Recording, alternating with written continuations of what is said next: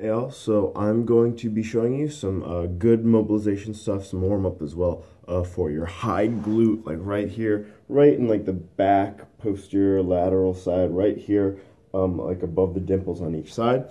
We'll want to warm it up a little bit, just sort of figure out, like wake up those areas, because especially in that lateral glute, it can be a little sticky. People don't turn it on as much as they should, especially from sitting. It can really get jacked up. So let me just show you what we're going to do for the warm-up. It's going to be some fire hydrants real quick. And then for a quick counter, we'll hook the other leg through and sit back to really stretch it out a little bit. And the mobilization that we're going to do, the smash and floss, is you'll need a wall or a cross ball, and you'll sort of get your body all set in like you're sitting on a chair, and then you'll put that lacrosse ball underneath that cheek, and you'll do the same general motion as those fire hydrants, but putting as much weight on your butt as you can really handle. So let's talk about each one of those things at a time now that you know where we're going. So the fire hydrants, the basic position is a tabletop. You want from the front, that'll look like your elbow pits face forward, your nice neutral spine, so you're not looking back, you're not looking forward, you're just looking down right in between your hands. And your shoulders over your hands, your hips over your knees. From the side, what that looks like is a nice stable position, or relatively stable. You could put a glass of water on your back and you're not tipping over anywhere. And from here, to get ready for the fire hydrants, you're gonna tuck the foot of the side that you're gonna be hitting, and you'll crank nice and steady without really shifting your weight around too much. So you shouldn't be doing anything weird with your whole upper body. You want to keep it all nice and neutral, so it's just coming from your hips. So from the front, that's gonna look like, and back, down. From the side, that looks like,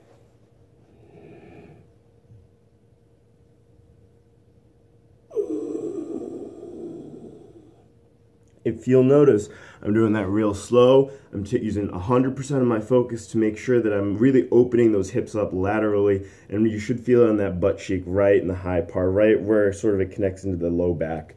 That's really where you want to be feeling that burn. If you need it, so we'll be hitting 10 fire hydrants each side. Slower is better. If you need to shake it out, that means you're doing it right.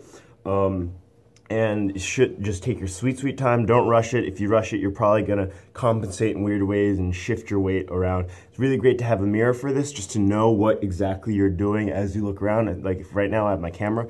It's doing a great job. Also, one thing you'll notice is that when I lift my leg for the fire hydrant, I keep my toes dialed out in line with my knee, so my foot doesn't do anything weird. I try to keep it all locked in place. It's a really good way. That yoga foot, that flex foot, rather than the gymnastic foot, the pointed foot, it was really good at helping me keep focus and make sure that my foot is in line with my knee at all times. By really flexing it hard and pressing that heel through.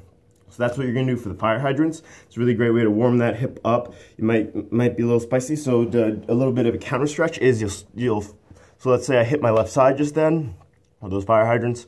What I'll do is I'll take my right leg and then hook it through. So now I'm sort of like sitting in a weird cross-legged position here. But what you'll do is you'll just kind of sit back and try to lift that hip that you just warmed up. Try to lift that hip up and back. What that'll look like from the side is, so this is the tabletop. Hook my right leg through and pull my left hip up and back, and that'll just stretch out all those tissues that we just warmed up from the fire hydrants. Take about a minute each side, breathe around, floss around a little bit. Don't be afraid to wiggle, do anything weird. Inhale up, exhale down, and you just use your breath cycles just to warm it up, just to stretch it out, a nice little counter stretch before you hit the wall. So now we warmed up and sort of got a sense of where that lateral hip is, that lateral glute, and we're gonna need a lacrosse ball and our wall. When you set up for this position, you want to make sure that your butt is a good distance away from the wall. So I like to measure it out real quick, just like my shin distance from the wall. That's where I sort of want to put my butt. That way, when I'm leaning down here, it's shin distance. Nice little box here that I create between my femur and my shins. So lots of right angles here. And you'll notice that this is very very similar to the tabletop position. And all I'm going to be doing is doing the same fire hydrants. Gravity is going to be a little bit different, so gravity is going to help me open my hip up, and I have to force it a little bit just to bring it back down. But we're also going to introduce the lacrosse ball. So the lacrosse ball is going to be the spicy part. What you're going to want to do is you'll sort of like hike your butt up a little bit. You'll find what works for you really quickly. So just sort of place it underneath that butt cheek, not towards the center, but a little bit back towards the like high back area, like the things that we were just warming up. So you'll take your other foot up, and the same thing, we want to flex that foot, make sure we're nice and engaged with the whole lower limb. Squeeze your butt as much as you can, and you'll just nice and slowly extend that hip open and close it back up. And you can move and floss around in between reps of the extension, and closing it off. And you can just move it around. You can also change your hips around. There's no real wrong way to do this. This is a really good one for the piriformis, for all that junk in the hip and all that stuff that connects here. So it's a really good big smash and floss. So like maybe you just spend a minute just in this position, smashing around, finding out where those big bad knots are, and then you start to extend and bring it back in, and make sure you breathe. No bad milk faces here. Just make sure you're using that breath. So I like to inhale as my knee goes out wide.